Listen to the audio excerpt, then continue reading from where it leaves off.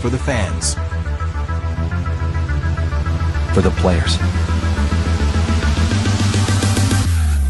For all the news. Firebirds Weekly. This week's guest is Michael Plaisance. Henry Nell Kicking. Professional training with the personal touch. While it is important to start young, attention to details and creating good habits is just as important. You will get the results you are looking for, using tried and true practices proven at the professional level. When you're ready to up your kicking game, enroll in Henry Nell Kicking Training. You will be glad that you did. Welcome to Firebirds Weekly. I am your host, Adam Samarov. I am joined tonight by my co-host, Chris Sipperly. We are presented by Dude Wipes and Henry Nell Kicking. Tonight's guest for Season 2, Episode 6, already through 6 episodes, is live and in person for the first time since week 1 of Season 2. It is Firebirds trainer Michael Plaisance. Mike, how are we doing tonight, man? Doing really good, Adam. Thanks for having me, guys. I appreciate it. No, thank you for coming on. We threatened each other to do this since the wrap up of the media day. Leading up to the AF1 Crown Championship. So, yeah, we're very excited to have you on, and we're excited to kind of let people know who you are, how you ended up here, and what you had to do to be here in the first place. So, awesome. I'm excited to elaborate on that for you. So I do want to say, since you said that everybody kind of knows what's going on here, you will not be coming back in 2026. In a full-time role, that seems very unlikely at this point. I have recently accepted a new job as the head athletic trainer at Hudson Valley Community College. Excellent. Congratulations on that. Thank you very much. I have a staff, Nicole Bauerschmidt, new last name, who just is joining us shortly here. And so I work with Coach Ware, Coach Cisse, Coach Gooch, all those guys with the football program over there as well. Mm-hmm. Looking forward to opportunities where I might be able to squeeze in and work here and there, but a full-time thing is probably out of the picture. So did you do any work with them during their season? Like for the Hudson Valley season, or is that assigned to somebody else? No, I was working with them for the season, so Okay. Back to traveling, back on the bus. Awesome. So That's I got great. to have some time with them. It's good to see those guys, and it's really easy to connect. And they had a sigh of relief themselves. When people are working part time, it's like, I don't know who I'm going to see today, but they're like, oh, Mike's back. That's great. I mean, that's super important. I mean, you play a vital role in the team, and certainly with the players and player safety, that sort of thing. So it's critical. Got to have people that you trust. Yeah, player safety is absolutely like my number one priority. That's what I'm there for at the end of the day. So, and it's great to work with good people, and I've had a lot of good opportunities in my career so far to do that. And the Firebirds and working in this arena football setting has definitely been one of the highlights of my career. So Mike is local to the Capital Region. He is from Bennington, Vermont. Went to Mount Anthony Union High School. And then went to Castleton. Tell me about getting into the athletic training field in the first place. Why, did you decide, that was the path you wanted to take? Yeah, so athletic training was something, it wasn't something I knew about right away. I mean, I played sports in high school, so that was my first exposure to it. Mm-hmm. Science was always something that I kind of leaned toward, the biology kind of thing, and I thought about a lot of different medical professions. Took the medical professions class at the CDC and had Kathy Slade as a teacher. Shout out to her. She was one of the most influential teachers I've ever had, and she taught me a lot and just kind of exposed me that there is an opportunity to do medicine and sports together. And so that's kind of what pushed me into working in this setting. Well, since it was the CDC when you were there, I won't slap your hand and say Southwest Tech. That's right. But then, talk about going to Castleton. I mean, obviously, staying fairly close to home, about an hour away. And just talk about your time there, getting into, that field and coming out of there with your, bachelor's in athletic training. Yeah, so going to Castleton was a really great experience for me working with sports because, you can go to, a Division I school to be an athletic trainer, and I'm sure you learn a lot. I'm sure they have great professors, but I've heard from many different people that I've worked with in the past that you don't get the hands-on experience working with Division I players that you might get at a Division III NCAA school, just because those players make a lot of money for the school. They're very important to the school, so they're not putting anything to chance when it comes to, student learning. That's not really a priority. And obviously, as a student, as a someone who works in medicine, you never want someone to get hurt. But if you're going to learn something, someone has to. Right. That has to happen, and you have to have that experience hands-on, seeing it for yourself, knowing what those special tests feel like, and seeing how everything presents. And the opportunity at Castleton was really just so in depth, and you really got to work as soon as you completed whatever chapter of that class that you were doing. As soon as you completed the ankle evaluation chapter, boom, the next ankle that walks in the room, that's yours. You get to take a look at that, put your hands on it, put your eyes on it, and you have the guidance of older students and then the preceptors who are great and are there to help you along the way. I remember, covering, sports in Bennington. I remember the trainer at MAU was Jeff Wood, and every spring he'd have the guys, with him from MCLA having that same kind of experience of, okay, hey, get in there and see what's going on, again at the high school level. I'm assuming it's something similar at Castleton because it's the D3. It's a little smaller, but it gives you the opportunity to work hands on. Yeah, you get immersed with the sport. So you get selected for a preceptor, and you get to put it like your name into a hat and say, I want to do football, basketball, lacrosse are my priorities. And they get sorted amongst the seniors first. Obviously, there's a little seniority in that. But once you're assigned to a team, you spend, 2 semesters a year working in depth and going to practice as if you were a player. And at Castleton, they allow you to play a sport if you'd like to. But they say you can only play one because you have to understand that you're going to be putting in the same amount of hour commitment essentially as these players. You're going to be there before they are. You're doing all the setup. You're getting there early, finishing up late depending on the sport. And depending on what injuries arise, you may have to stay late. You may have to arrange transport. You may have to do all those kind of things. And it's definitely not a 9-to-5 job.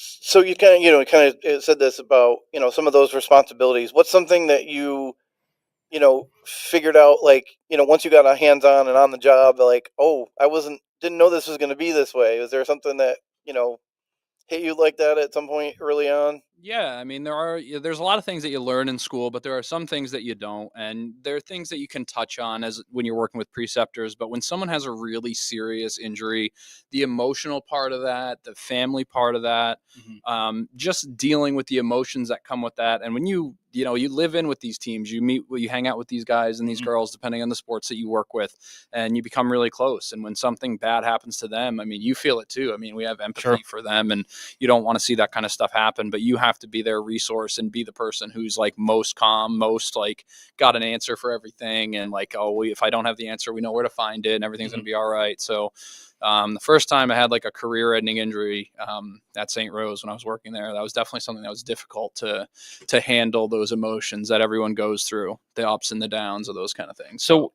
when something like that happens, obviously you're assessing the injury. You don't necessarily know the severity of it, but I'm if certain things, there's certain signs that kind of point to that sort of thing. But during that process, I mean, how far do you go of saying, everything? Like, do you ever say everything's going to be fine? Like, do you ever? I don't want to say fake hope, but do you ever, kind of support them in a way of hoping, hey, let's get it checked out.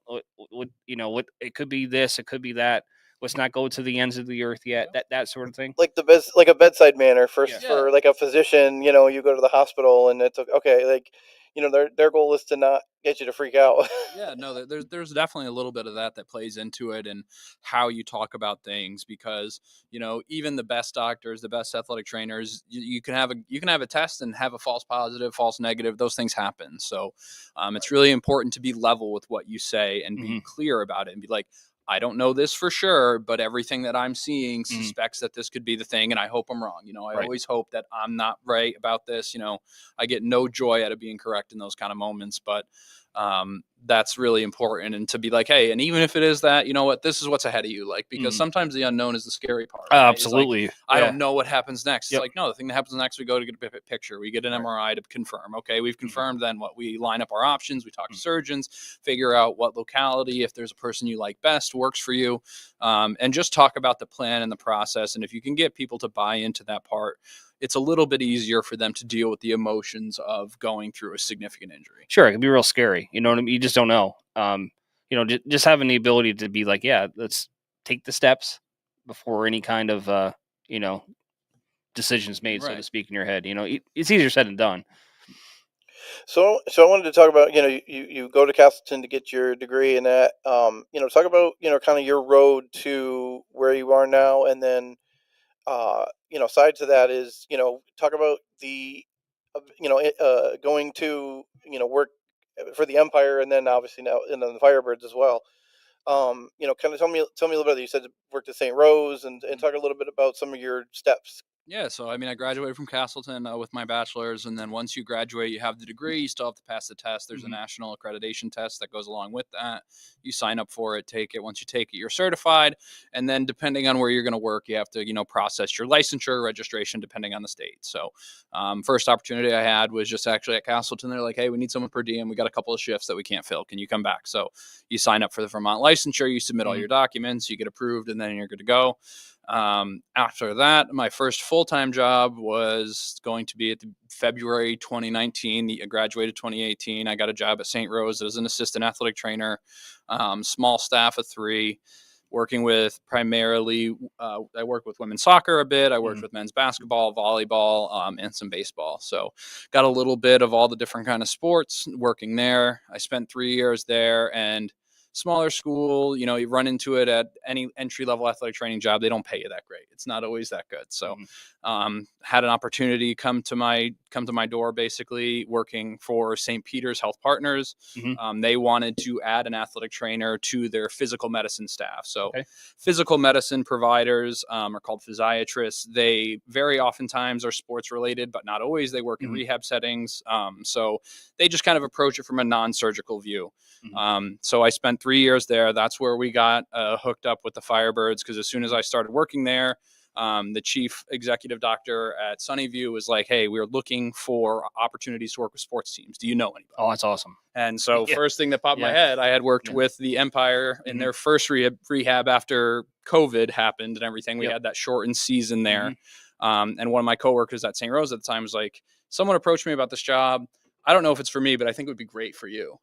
So I went to a practice with her, and I'm like, "Oh, this is awesome. This is, I've always wanted to work with football. Football's one of my favorite sports to watch. So being involved with it in that capacity was just great." And, when Dr. Sun and Jerry said, "Hey, do you know anybody?" I'm like, "I think I do. Let me see. Let me call Coach Ware and see if he would still take me back." I'm like, "Do you have all of your medical stuff set up yet?" And he goes, "No, we don't. What's going on? Do you need a job?" And I was like, "Well, we have an opportunity to work and do everything top to bottom." So, and being integrated that way was so fantastic for us as an organization, for the Firebirds, and for myself, because everyone is connected. It's so easy for me to, ring up Dr. Douglas and be like, "Hey, I got a guy. I think this is what's going on. Do you think we could get an image?" And he'd just be like, "Yeah, sure. We can get that done." That's the best. And we had MRI at my office. So call the scheduling tech, be like, "Hey, can we get someone on the board today? You got room?" She's like, "Absolutely. Send them over." So can we put him in the claustrophobic tube? We ran into that a couple of times. She said, what kind of position are we talking about? He's not fitting in my machine. I'm glad that you bring it up, because, I think all of us on some level are a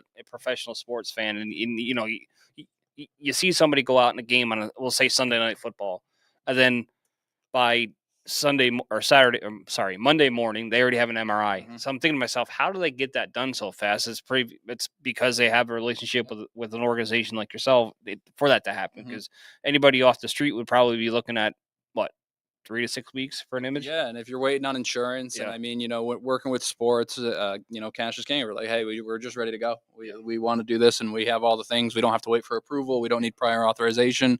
All those kind of things can expedite the process. And like you said, having an established relationship with somebody that and being able to get everything, cross your T's, dot your I's, and get everyone where they need to be. So how do you so like when you were at Castleton and obviously St. Rose and some of these other places, what was the kind of the balance between prevention versus rehabilitation versus like during a game, guy gets injured on the field? What's the kind of balance there in terms of prevention and rehabilitation and that kind of thing? Prevention can be it's an important topic to cover, and it can be difficult because you don't have eyes on everybody 24 hours a day. You can't control what everybody does. You can only provide information and give them resources, right?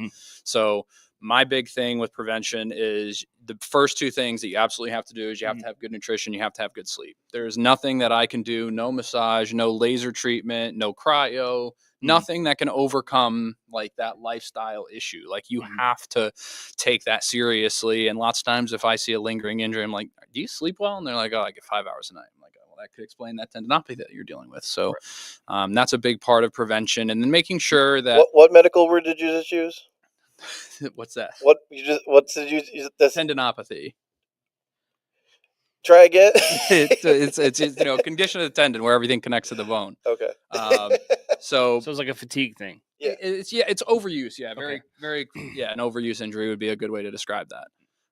So prevention is also going to be like, what's your workout load? What are you doing? Are you strength training on the side? Like, are you getting extra work afterwards? Like, what's the practice volume? What are you actually doing in practice? Well, that's the next question I had for you. Being involved, I'm just going to use the Firebirds for an example. Yeah. Where do you come in terms of 24, the team was pretty beat up. Mm-hmm. Where do you come into the equation of, hey, I'm seeing this with this group? How do you go to coaches? How do you fit in and say, hey, for example, maybe this, Thursday practice should be a walkthrough or things like how do you communicate without being in the way at the same time? Yeah, that all starts from the relationship you have with the coach, and I'm fortunate that every year I've worked with Arena Football, I've worked with Coach Ware, I know him pretty well, so it's really easy for me to go into his office or give him a call and tell him like, this guy's really struggling with something, and I think we need to lower it. But one of the things that's very unique about arena ball compared to other sports that I've worked with is load management is almost impossible with the active roster size. Yes. You can't have, I know. if I could have, a full roster of guys, I can be like, okay, John Smith here, he can do his normal job on offense, but he really can't do special teams. Right. And that's just not a luxury that we have in this business at all. No, not at all. And just looking at it from an NFL perspective, like going on a tangent a little bit, but now it's 17 weeks, right? And there's the only thing that they have done is expanded the practice squad roster. They haven't added any. It's still 53 guys. Yeah, and it's just like you sit here and you watch these guys and listen. They get rewarded for putting their bodies on the line, but the reality of it is, like, as an NFL team, how the heck do you keep these guys healthy over a 18-week season? Was one bye in the middle, and I can only imagine how it's like in the arena because there's only 3 inactive players a week. Yep. And that that's, I'm assuming, a combination of strategy and health, performance, and I mean it was 12. It was like 10 or I'm sorry, like 12 games and 16 weeks or something like that. I mean, it wasn't like it's not the NFL, but it's still a huge load of absolutely work. It's definitely a lot of work. And like, if a lot of people who didn't know arena ball saw like what their daily schedule is, I mean, especially in Albany, they would be very shocked that these guys come in. I mean, I can speak for myself. Like when I'm open the training room for practice, I'm there at 5:30 so that I can get ready and have everything that they need set up by the time they get there for their 8 o'clock practice time. Go through a 2-hour practice slot, squeeze as much treatment into an hour before lunch. Then they have meetings, and then I'm hanging out there afterwards too, waiting to see, like, based on need and volume, like who's scheduled an appointment to be seen for something that's going on. So, yeah, definitely. And I would say that in arena ball, there's some injuries that for most people, for most other sports, you could manage and it would be pretty minor, but these guys are going to end up inactive because they're not available. And availability is the number one thing the best that a guy can be. Availability is the best ability. Yeah. How doing arena ball, I always wondered this too, because like you can hit guys on the sideline. You gotta cringe every time you see a guy getting smushed against the board. The first time I saw the wall hits was definitely a wake up call for what we were dealing with. Made me check out the corners of the field a little bit more on my walkthroughs. So yeah. I mean, even traveling. I mean, I would say that I think to me, the Albany facility is probably one of the safest ones. But you've been across the country, and there's a whole different way that certain arenas are put together, and I can only imagine how, for you, I'm sure you're like, man, there's a lot of opportunity for a lot of injuries on this field. Yeah, there definitely can be with certain fields. I'm not going to call anybody out definitely by name, not. Obviously, some places that are no longer operating would be easy targets for those kind of things. Sure. Yeah, I know what you mean. But going around, that's why one of the first things that I do when I get to any stadium is I try to connect with the other athletic trainer as soon as I get there, because that's when I'm least busy. The guys are still kind of mulling around, and I want to get to know the facility. I want to get to know where their emergency service is and what their plan is for when something bad happens. And then I also take it upon myself to seek them out when they come to us. Is that I want us to be visible. I want our doctors to be visible. Oh, that's huge. I want them to know who to look for in the case of the emergency. And that's kind of, somebody actually put it up on a comment. But basically, like they said, like when even, an away player gets injured and it's like, right there, like immediately. Talk about that relationship too, where, whether you're here in Albany or on the road, and it's like yeah, obviously your whole goal is to the safety and the well-being of that player, no matter what uniform they're wearing. Just talk about that kind of work that you guys do together. Like you as an athletic trainer for here, and then whoever it is, say in like Nashville or wherever. Talk about that in terms of how you guys work together. In that game situation. Yeah, so I mean, like I said, when we try to get together in the beginning to have a quick talk about what our resources are, what's available for them. I like to tell them, hey, I got extra hot packs. I set up some moist hot packs in your locker room, gave them all the supplies that they need, and then most of the time, if you're the home person, like I like to give the other like athletic trainer space. I don't want to be like over their shoulder and be like, what do you need? What are you doing? But I always want to make sure that I'm visible. I want to be in their side eye so that if they go, oh shoot, it's not this, I think it's this, they can turn and be like, hey, we need the vacuum splint kit. And I know exactly what I have to go get and that we're prepared for that. And those are the biggest things when it comes to like working with other professionals in this world is just, you don't get a lot of time with each other. The games come and they go and teams leave and all that. But just making sure that what you have, they're aware of, and that what you're prepared for, they know where to get those resources. What do you have to typically, I'm assuming you over prepare. Yep, absolutely. But what do you bring typically on a road? Like obviously, in Albany, here's the room for these things. Mm-hmm. When you go on the road, is there any kind of like, I don't want to say hope that things are where they're supposed to be?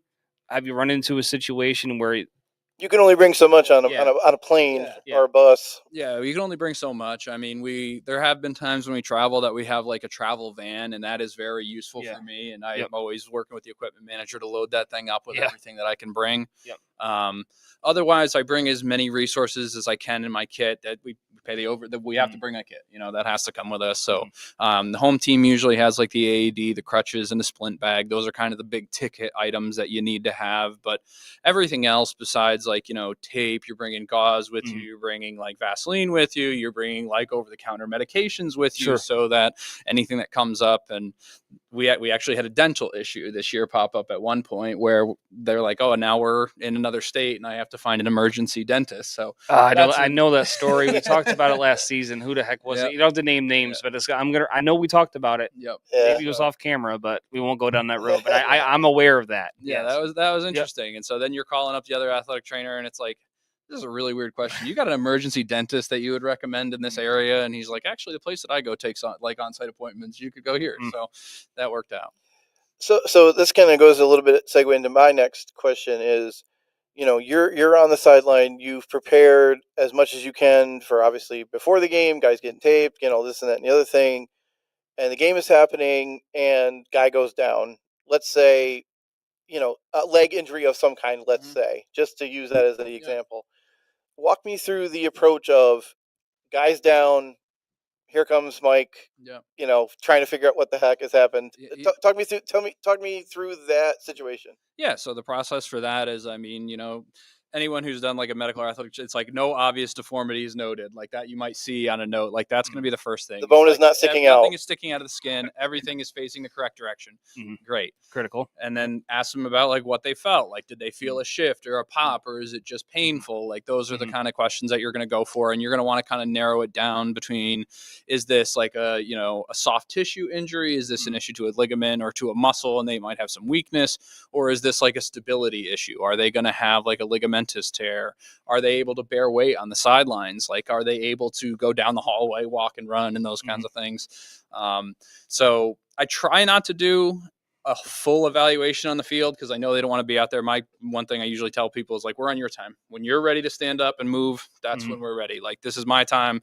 I'm going to be on the field for the first time today. Like, let me have my moment out here. So if you're ready to go, we'll go. And if they think they can get up, good. And that's another opportunity to me, just like the functional. Can they walk? Do they need to be supported? Like, can they bear no weight at all? Those are going to be the kind of things that we're thinking of. And how's their range of motion? Like, can they actually move that joint? So it's almost like a flow chart in your head almost. Yeah, a little bit. Yeah, it's kind of like an algorithm flow chart thing that's going on. And we get to the sideline, we do the evaluation, say we're talking about a knee. All the ligaments seem stable. Great. Okay. They have some pain with like end range flexion. They're not moving it great. It's not super swollen yet. It's like, if everything feels stable and they have good muscular strength, these are, especially with the Firebirds, for an example, these are grown men. Like if Yeah. they want to go back out and they've shown me that they're stable and they're functional in their own capacity, I'm not going to tell them they can't deal with a little bit of pain. Right. And I usually like to use function as the best thing. Like we'll go in the back where no one can see us. Like, can you run? Show me. Like if they physically can demonstrate it to them, or if the opposite happens and they're like, man, I really am kind of surprised. I thought I'd be able to do that. Then it's like, I'm not telling you can't play. The evidence is telling you, right? And I'm just making you see the process. Right. Well, that's the thing. It's buying, like everything else in life. It's buying, understanding what the actual situation is, right? So if you had a situation where the player wants to play, you're on it. It's in mid game. What is the mechanism there? Like for instance, say it's a. Where's the ability to save a guy from himself? Right, and that, and what is the mechanism? Say he's a defensive back. Yep. Do you go to, let's say, Coach Hobbs and say, hey, I think he's like 50-50 at best. Like what's the hierarchy there? Yeah, so I mean, I'm going to go back to just the functional aspect of it, and also like my concern for stability. So say we're talking about a knee, and I do a Lockman's test for ACL, and I don't love what I feel, and they're not super, not demonstrating that they can move very well, but they're still adamant they're going to play. We've all met these athletes. I definitely have in my career met these people who are adamant that they're going to do what they want to do no matter what. But it's something like that. You're going to go tell the coach is like, I don't think he's stable. It's just not really a question in that one.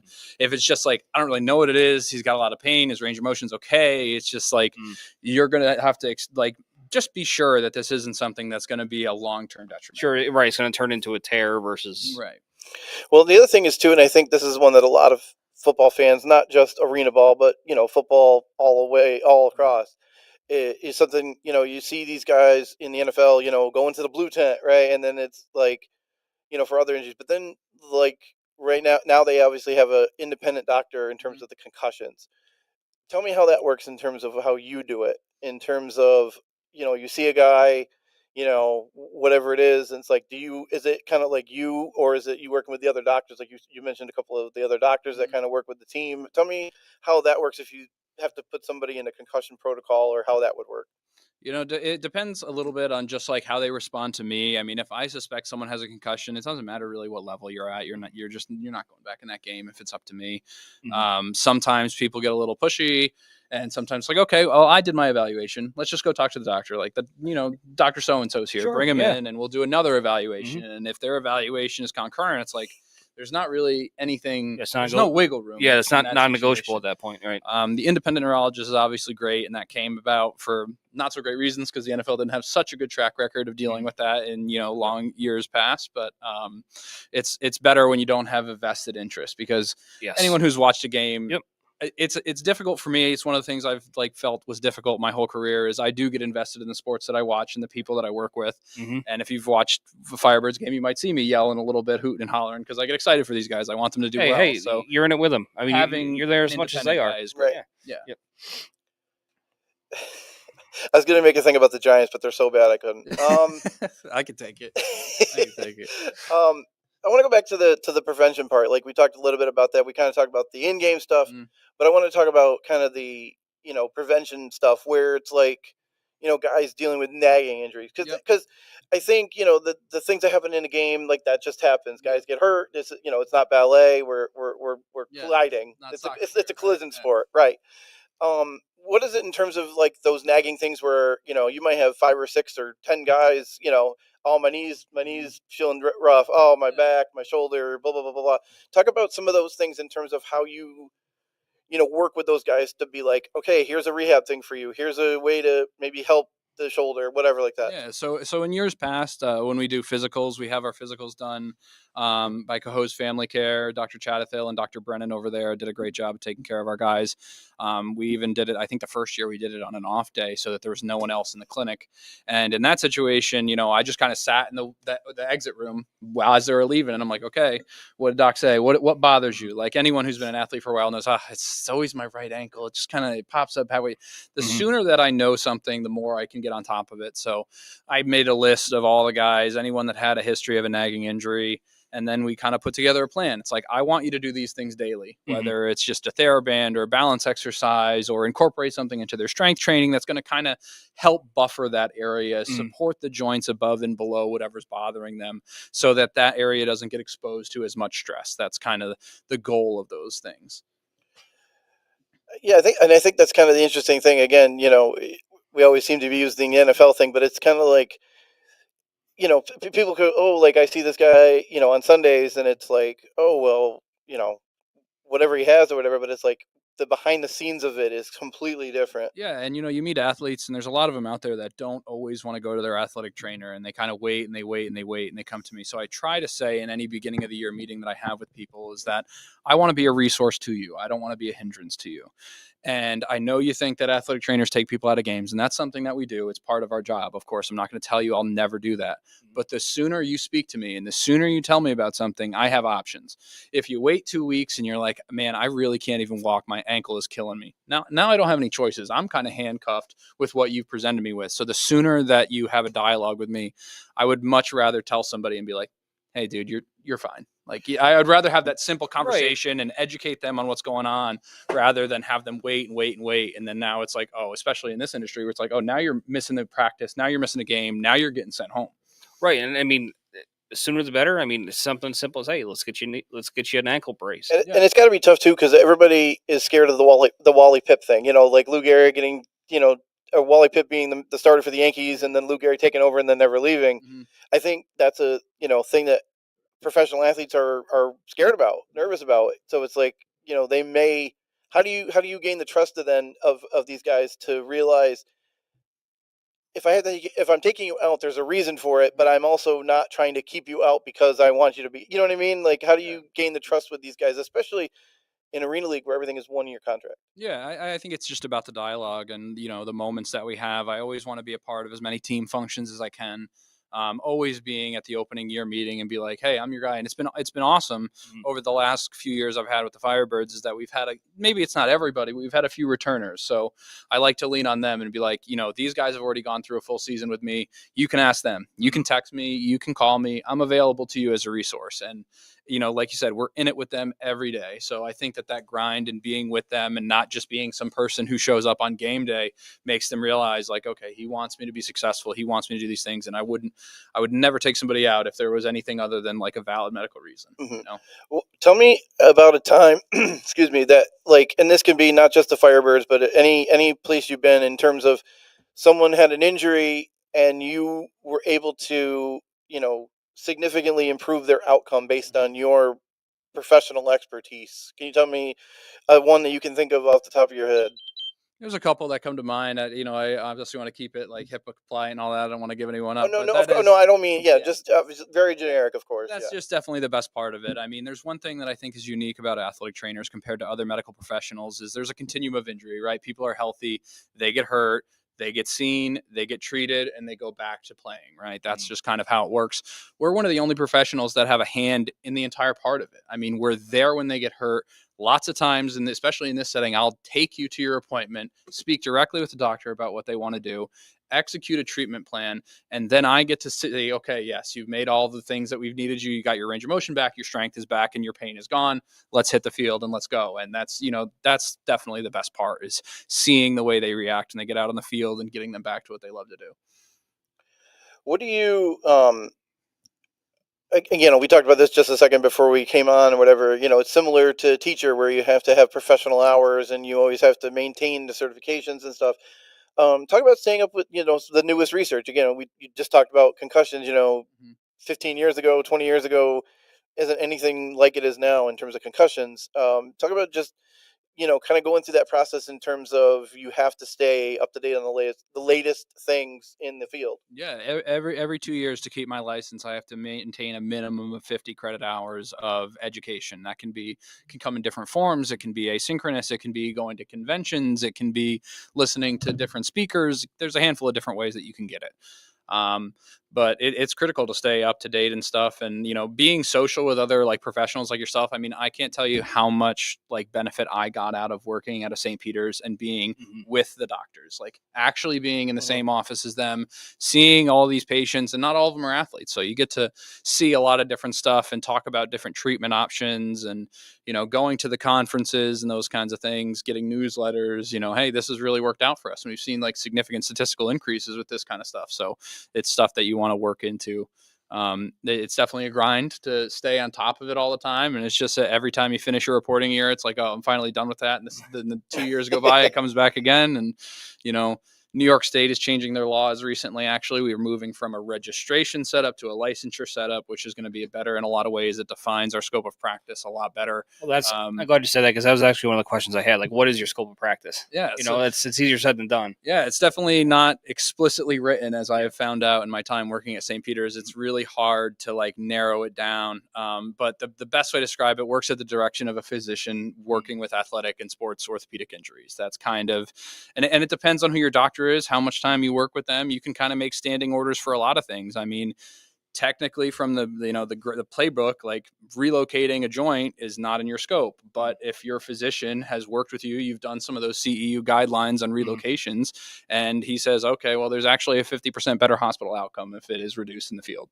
I want my athletic trainer to at least attempt 1 or 2 times every time. Like, how critical is it to keep an open mind when you get these new certifications? Because you haven't been doing it a little period of time. We've been doing. How long have you been involved in it? I have been since 2019. So we're talking coming up on 7 years. 7 years. Yep.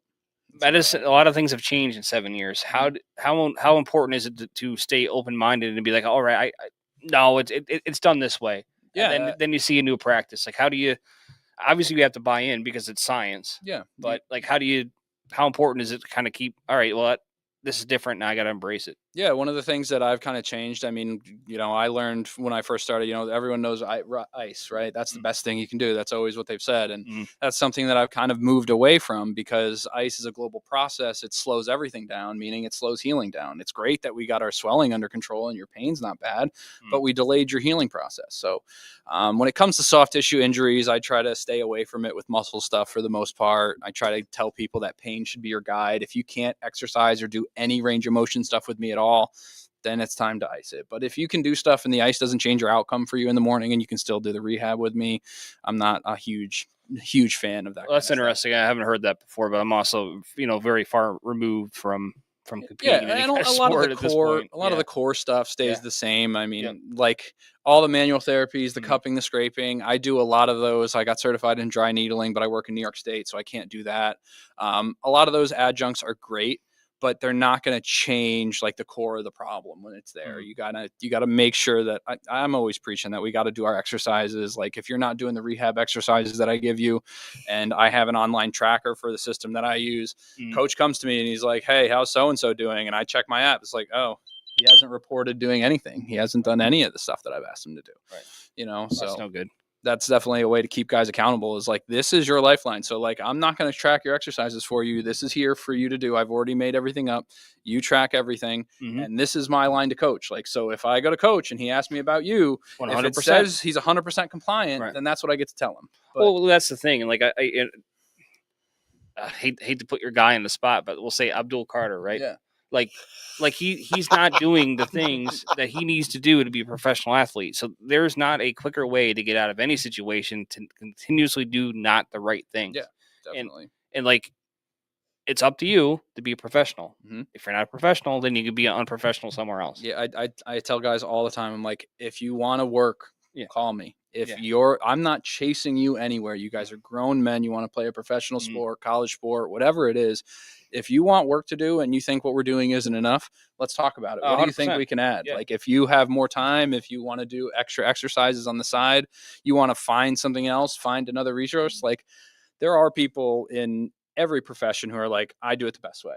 Sure. That's definitely not the perspective that I have. I think that as like medical professionals, we work best when we're collaborative. Yeah. The more open we are to talking with each other. I mean, I had an athlete at Hudson Valley the other day who was going to PT, and she's like, does that mean that I can't work here? I'm like, absolutely not. I'm like, why don't you go to PT? Go to your first appointment, come back, tell me what you're doing.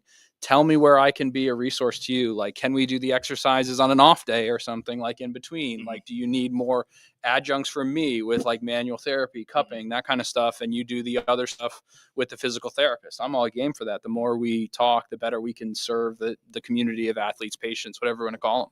Well, that's the other part of it is, obviously I agree with you. You can't operate I know best, but they also got to be able to trust you. Yeah.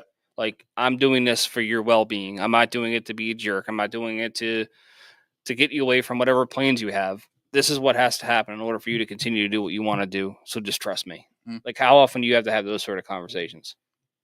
I would say I haven't had to have too many of them. I mean, it's always like, when you're taking someone out of something, especially like we're talking specifically about arena football, they're like, if I miss too many practices, I might get sent home. It's like, listen, if you do the work with me and we're on a good page and you're doing the right things as a professional, and the coaching staff and everybody knows that you're doing the right things and you're being a good teammate and showing up and all that, I don't think bad things are going to happen for you. And even when, casualties of the roster happen, when those guys have things happen, the coaching staff's going to advocate for them for somewhere else. They're going to give a call to another coach or another GM and be like, look, we had to cut him, but this guy works really hard. He shows up, he does all the things he's going to do. And that goes a long way.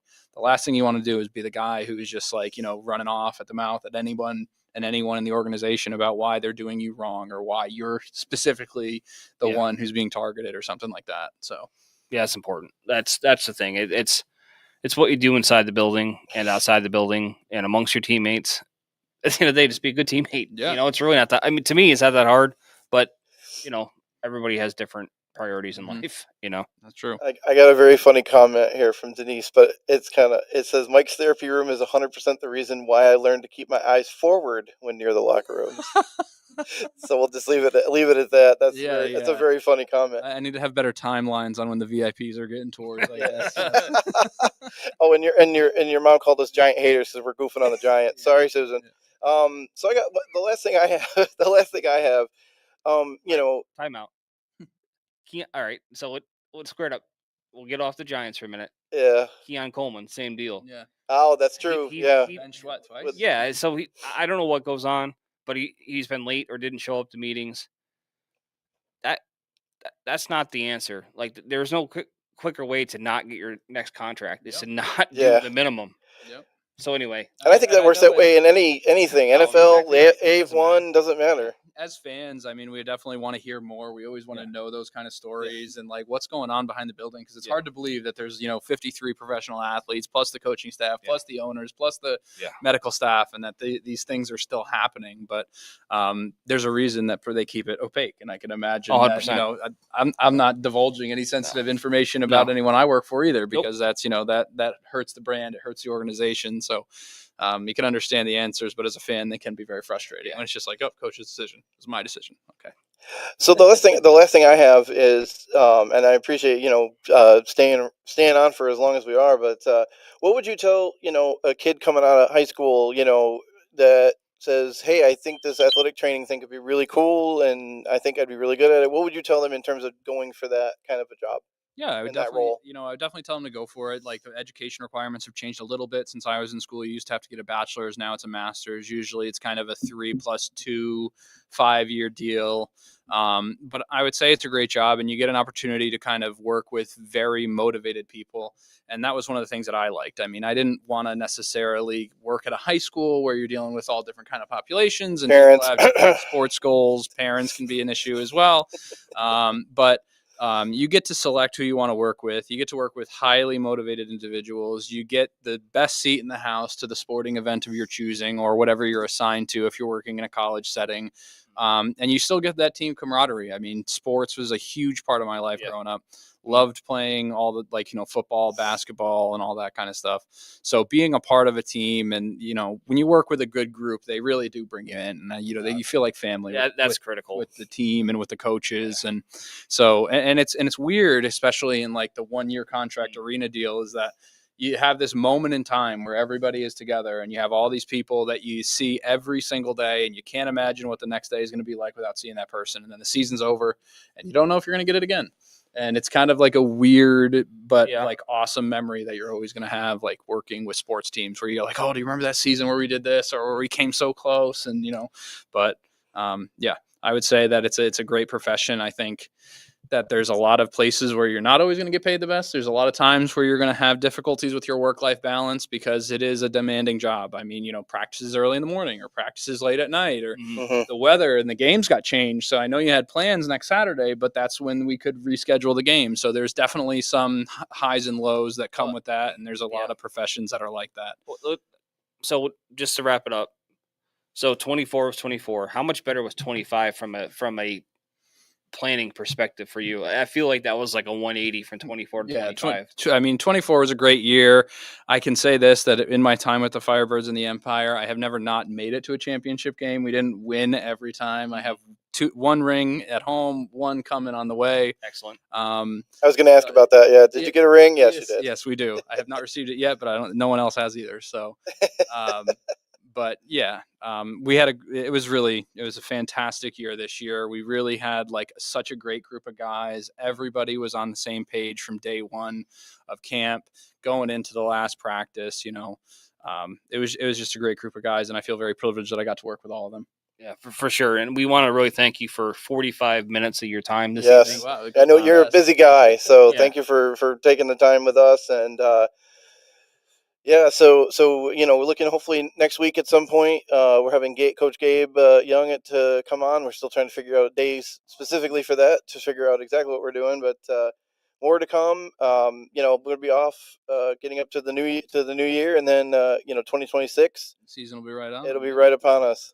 Coach Gabe's great. Shout out Coach Gabe, man. We work together really closely because he's the kind of the strength and conditioning guy. So we point athletes in different directions. They go to him for something. They're like, nope, you got to go talk to him first. And then I go talk to Coach Gabe and tell him what they No, it's too bad that we didn't put you guys on at the same time. That would have been pretty great. That would have been that would have been good. But no, we want to get everybody separate this time. So, all right. Thanks everybody for watching. Thank you so much. I appreciate it. Go Firebirds as always. Excellent. All right. We'll see you next week.